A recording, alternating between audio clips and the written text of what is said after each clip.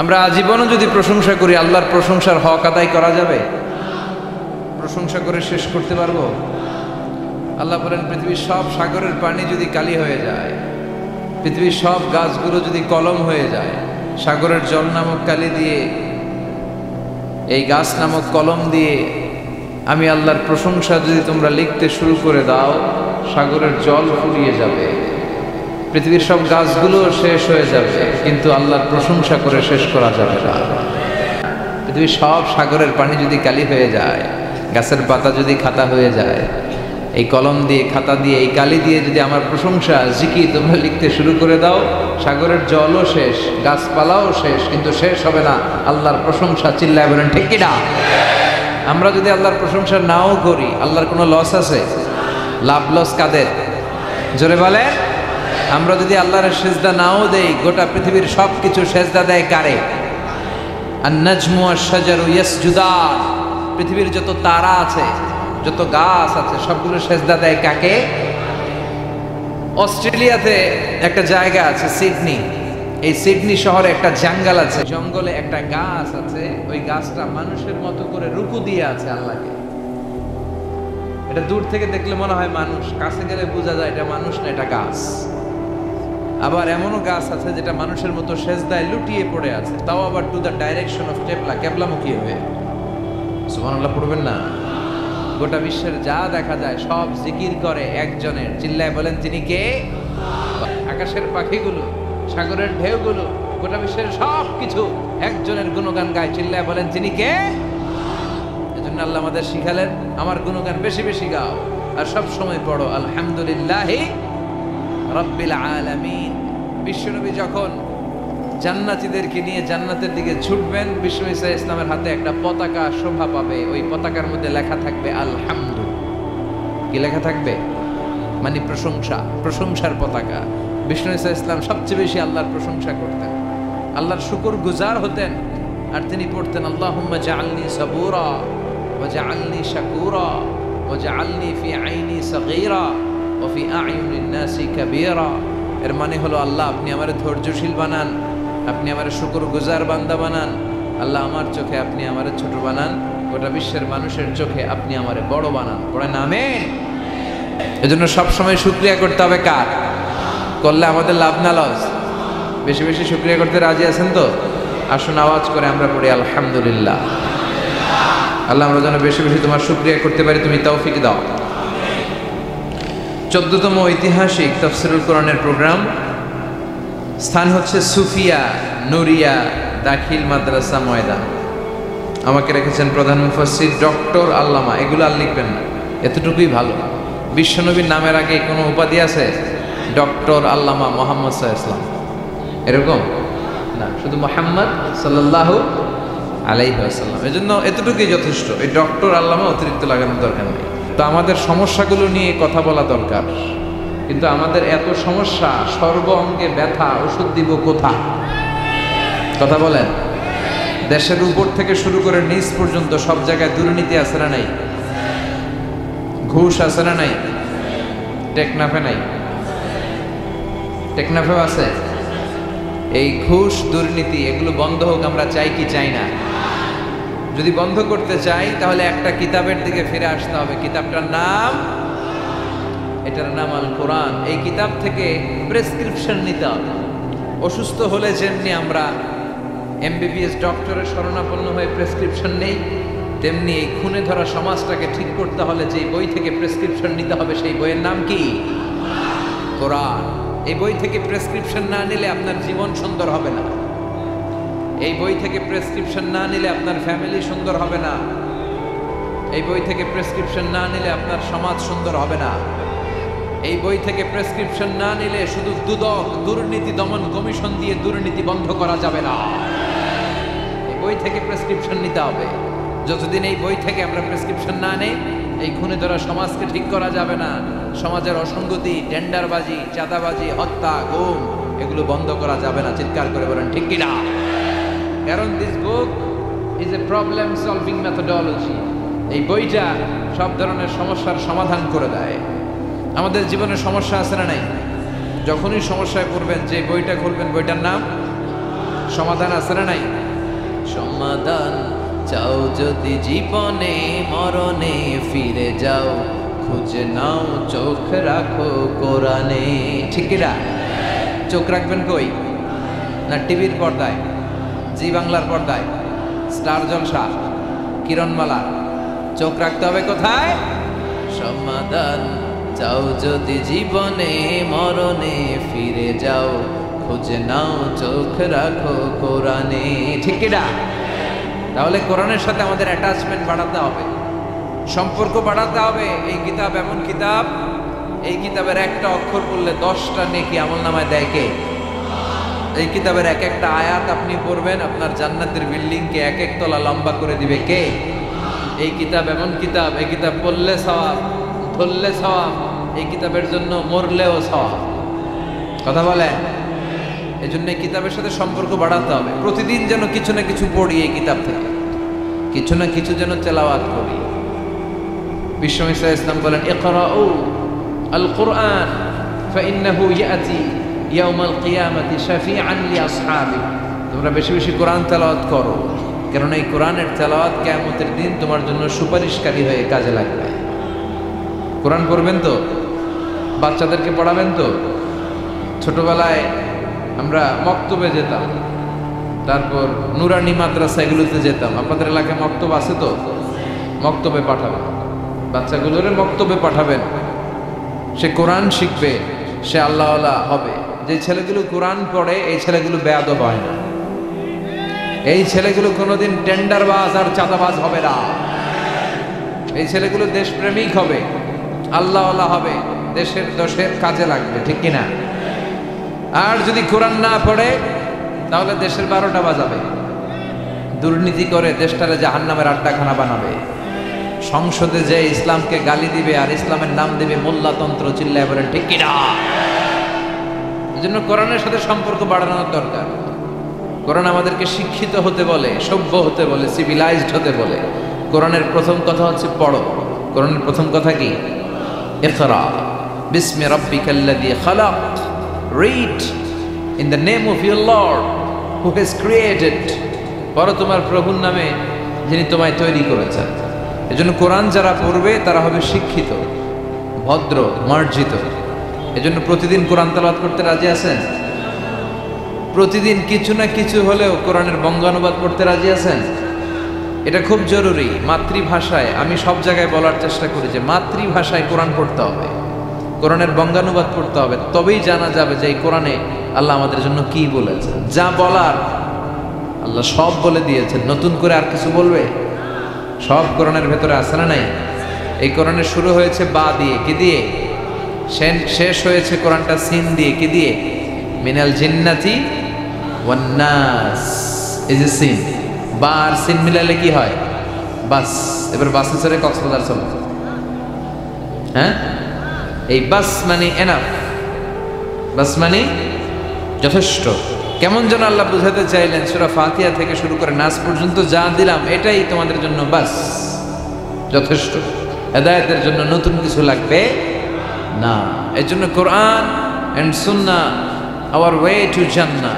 এই কোরআন এবং বিশ্বনবীর সুন্নাহ এটাই আমাদেরকে জান্নাতে নিতে পারে। ঠিক কিনা? আসুন কোরআন সুন্নাহ আমরা চর্চা করি, আমরা পড়াশোনা করি আর নিজেদেরকে আলোকিত করি। কোরআন পড়লে আপনাকে আলোকিত করবে কে? এই কোরআনে আলো আছে না নাই? এই কোরআনের নাম দিয়েছেন আল্লাহ নূর। কি নাম দিয়েছেন? কিতাবুন আনজালনাহু ইলাইকা লিতুখরিজান NASA Minaj যুলুমাতি ইলান Noor. O Muhammad, my beloved messenger, I've revealed this holy and sacred book unto you in order to lead the mankind out of darkness into the light. ও নবী, কোরআনকে আমি পাঠিয়েছি এজন্য যে আপনি কোরআন দিয়ে অন্ধকারগুলোকে অন্ধকার থেকে টেনে আলোর পথে নিয়ে ছেড়ে দেবেন, জাহান্নাম থেকে বের করে জান্নাতে ঢুকিয়ে দিবেন। আলহামদুলিল্লাহ পড়েন। এজন্য আসুন কোরআনের সাথে আমরা সম্পর্ক বাড়াই এবং নিজেদের জীবনকে আলোকিত করি। আল্লাহ তুমি তৌফিক দাও। সময় আমাদের কম, কথা অনেক বেশি, আবার কথা খুব লম্বা চূড়া করাও ঠিক নয়। বিষ্ণু ঈসা ইসলাম বলেছেন, খুতবুকুম তভিলা ও সলাওয়াতুকুম কসীরা। কিয়ামতের আগে তোমাদের খুতবা, বক্তব্যগুলো লম্বা হয়ে যাবে, আর সালাতগুলো ছোট হয়ে যাবে। One of the minor signs before the day of judgment, your Islamic lectures will be very longer, and your offering salah 5 times a day will be very shorter. কিয়ামতের আগে বক্তব্য হবে লম্বা চূড়া, কিন্তু নামাজ হবে খাটো খাটো।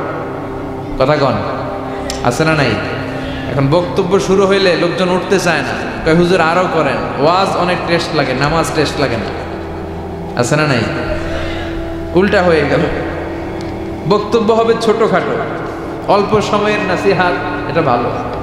আর সালাতে যখন দাঁড়াবেন লম্বা সালাত পড়বেন। বিষ্ণু ঈসা ইসলাম যখন সালাতে দাঁড়াতেন, তিনি হাত বেঁধে নামাজ পড়তে পড়তে তাহাজ্জুদের সালাতে হাত ব্যথা হয়ে যেত, তখন বিষ্ণুনবী হাত ছেড়ে দিতেন, সুবহানাল্লাহ পড়ে। আবার যখন এনার্জি ফিরে পেতেন, শক্তি ফিরে পেতেন, আবার হাত বাঁধতেন, আবার খারাপ লাগলে ছেড়ে দিতেন। তার মানে হাত ছেড়ে দিল নামাজ হয়, ঠিক কিনা? কিন্তু উপরে বাঁধবে না নিচে বাঁধবে, এ নিয়ে কিলাকিলি আছে না নাই? টেকনাফে মনে হয় কিলাকিলি ঢুকে নাই, হ্যাঁ? কেউ কয় আছে, কেউ কয় নাই। তো এগুলো কম, আলহামদুলিল্লাহ কম। এগুলো নিয়ে ফিতনা তৈরি করা যাবে না। আমাদের সালাদগুলো যেন লম্বা হয়, সালাদ যেন ধীরে সুস্থে হয়। আমরা অনেকে নামাজও পড়ি, আবার ক্রিকেট খেলার দিকে মন যায়, আছে না নাই? মাশরাফি বিন মুর্তজা, এখন উনি তো আবার এমপি না? তো এমপি কি আউট হইল না ছক্কা মারল? টেনশন আছে না নাই? নামাজও পড়ে, টেনশনও করে, নামাজেও দাঁড়ায়, আবার সিরিয়াল শুরু হয়েছে কিনা ওই চিন্তাও করে। আর সাহাবারা যখন মরুভূমিতে নামাজে দাঁড়াতেন, মরুভূমির পাখিগুলো এসে সাহাবাদের মাথায় বসে যেত, কারণ পাখিগুলো মনে করতো এগুলো মনে হয় খেজুর গাছ। সুবহানাল্লাহ পড়বেন না? আবার বিষ্ণু বলতেন সল্লু সলাতান মুআদ্দিআ, মুসল্লা যখন দাঁড়াবা তুমি কল্পনা করো হতে পারে এটাই আমার জীবনের শেষ নামাজ। Perform the Salah as if this is your last and final prayer. প্রত্যেক নামাজের জন্য মুসল্লা যখন দাঁড়াবেন একটু ভাববেন আর মনে করবেন হতে পারে এটা আমার জীবনের শেষ চান্স, এরপরে হয়তো আল্লাহকে সেজদা দেওয়ার সুযোগ আমি নাও পেতে পারি, ঠিক কিনা? হুট করে দুর্ঘটনা ঘটে যেতে পারে না? হ্যাঁ, কেউ যদি বোমা মেরে বসে একটা, সব শেষ। এই যে নিউজিল্যান্ডে গুলি মেরে কি করছে দেখছেন? আহা, এত নিষ্ঠুর হতে পারে একজন মানুষ, সেও তো রক্তে মাংসে মানুষ, তাকে এইভাবে গুলি করলে তার কেমন লাগতো? 50 জনের মতো মুসল্লিকে, মুসলিম নারী এবং পুরুষকে সে লাইভ শুটিং করে ঝাঁঝরা করে দিয়েছে। এই ভিডিও সে আবার ফলাও করে প্রকাশ করেছে সোশ্যাল মিডিয়াতে। আল্লাহ এগুলোর তুমি হেদায়েত দাও। আজকে কোনো মুসলমান যদি করতো, পৃথিবীর সব মিডিয়াগুলো ফলাও করে প্রকাশ করত টেররিস্ট অ্যাটাক। আর খ্রিস্টানরা যদি এই কাজ করে, কয় মানসিক রোগী। কি কয়? কয় হেতে পাগল, হেতে কি? আর মুসলমানরা করলে টেররিস্ট অ্যাটাক, জঙ্গি, ঠিক কিনা? জঙ্গিদের কোনো ধর্ম নাই, সন্ত্রাসীদের কোনো ধর্ম নাই, সন্ত্রাস এটাই তার ধর্ম। কথা বলেন? ভিডিও গেমস খেললে যেভাবে মারে, ছোট বাচ্চারা যে ভিডিও গেমস খেলে সে এইভাবে আমাদের ভাই বোনদেরকে মেরেছে। যারা এখানে প্রাণ হারালো, আল্লাহ তুমি তাদেরকে শাহাদাতের সর্বোচ্চ মর্যাদা নসিব করো। দেখেন গোটা বিশ্বব্যাপী এখন কি বলে এই লোকের ব্যাপারে। আজকে মুসলমান করলে গোটা বিশ্ব কেঁপে যেত। মুসলমানদের রক্তের এখন কোনো দাম নাই। একটা কুকুরের দাম আছে কিন্তু মুসলমানের দাম নাই। চিল্লা এখন ঠিক কিনা? আমাদেরকে গোটা বিশ্বব্যাপী মারে, অত্যাচারের স্টিম রোলার, কিন্তু আমাদের পক্ষে কেউ যে একটা ধমকি দিবে এমন কোন নেতা আমাদের না। এক রিসেপ তাইয়েব এরদোগান, সে গোটা মুসলিম বিশ্বের জন্য চেষ্টা করে যাচ্ছে, কিন্তু ওর পিছনেও শত্রু আছে না নাই? ওর পিছনেও টিকটিকির অভাব নাই। কথা কন? আমাদের কোনো কম্বাইন্ড মিলিটারি নাই। 50টারও বেশি মুসলিম দেশ, আমাদের একটা যৌথ সেনাবাহিনীর দরকার ছিল কি ছিল না?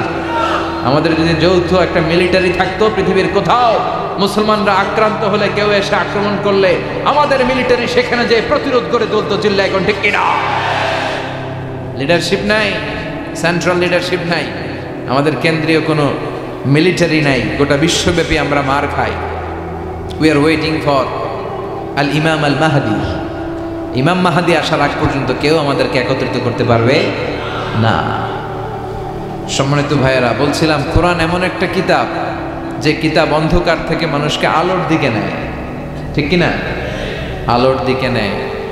আর বক্তব্য হওয়া উচিত খাটো, সালাত হওয়া উচিত লম্বা। সাহাবারা যখন সালাত করতেন পাখি এসে মাথায় বসতো, আর পাখি কি মনে করতো? এটা খেজুর গাছ। সাইয়েদনা আলী রাদিয়াল্লাহু তাআলা আনহুর পায়ের ভেতরে তীর ঢুকেছে, যুদ্ধে জখম হয়েছে, উনি তীর বের করতে পারেন না। তীর ধরে টান দিলে উনি চিৎকার মারে। বিশ্বনবী বললেন, আকিমিস সালাহ আরিহনা বিসসালাহ ইয়া বিলাল, বেলাল ইকামত দাও। আরেক সাহাবীকে বললেন, তুমি লুকিয়ে আমরা যখন নামাজ পড়ব তুমি আমার মেয়ের জামাই আলীর পা থেকে টেনে তীর বের করবে। বিষ্ণু যা বললেন সে তাই করলো। নামাজ চলা অবস্থায় সাইয়েদনা আলীর পায়ের কাছে যে টেনে তীর বের করেছে, ফিনকি দিয়ে রক্ত বেরিয়েছে, কিন্তু সাইয়েদনা আলী টের পায় না। উনিও নামাজ পড়ে, আমরাও নামাজ পড়ি। আমাদের নামাজের মধ্যে কোনো খুশু নাই, খুদু নাই, ফল তারা ঈমান এনেছে যারা। তবে ওই মুমিন যারা নামাজে যখন দাঁড়ায় তাদের অন্তরে ভয় থাকে কার? আমাদের নামাজে তাড়াহুড়ো আছে না নাই?